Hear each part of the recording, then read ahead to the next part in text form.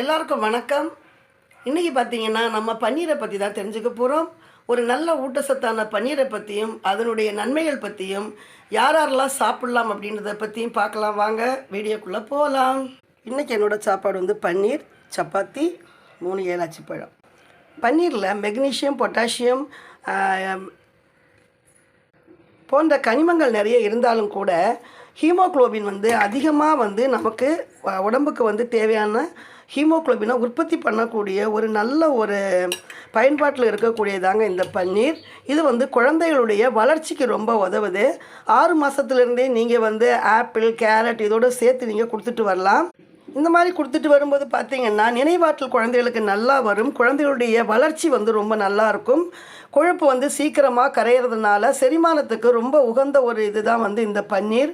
calcium, vitamin D இருக்கிறதுனால சுவாச கோளாறுகளை